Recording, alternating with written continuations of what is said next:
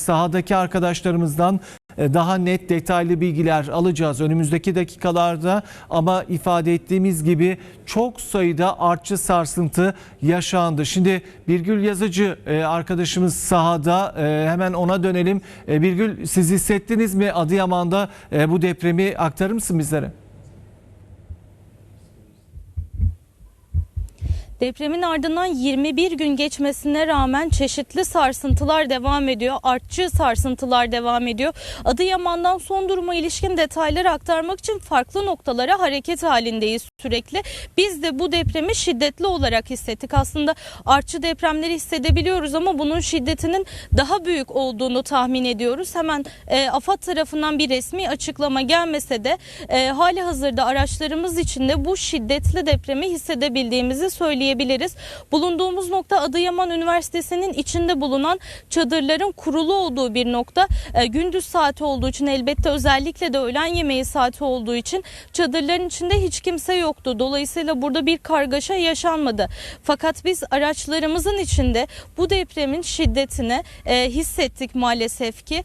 Büyük bir paniğe yol açmadı. Bulunduğumuz nokta için söylüyorum elbette de bunu. Elbette farklı noktada çadır kentlerde kurulu, konteyner evlerin bulunduğu noktalarda var. Oralarda nasıl hissedildiği de önemli ama bulunduğumuz noktada Adıyaman Üniversitesi yerleşkesinde öğlen yemeği saati olduğundan dolayı burada çok fazla kişi yoktu. Çadırların içinde çok fazla kişi yoktu.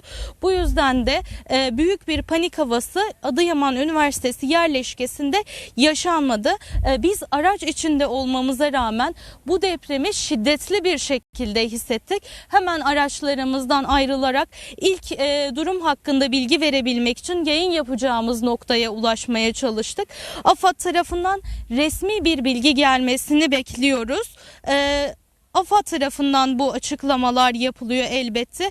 Yeşilyurt'ta 5.6 büyüklüğündeydi deprem.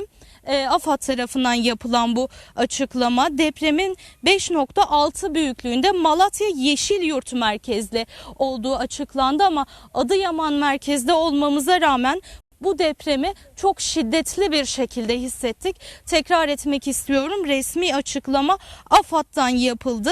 Malatya Yeşilyurt merkezli bu deprem 5.6 büyüklüğündeydi. Malatya ve Adıyaman birbirine oldukça yakın bir nokta. O yüzden bu depremi çok şiddetli bir şekilde Adıyaman'da yaşayanlar da hissetti. Söylediğim gibi çadırda çok fazla kişi olmadığı için, şu an gündüz saatleri olduğu için büyük bir kargaşa yaşanmadı elbette.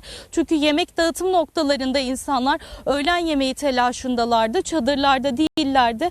Ayrıca konteyner evlere yerleşenler de vardı. O yüzden bulunduğumuz noktadaki çadır sayıları da biraz az olduğu için çok büyük bir kargaşa yaşanmadı.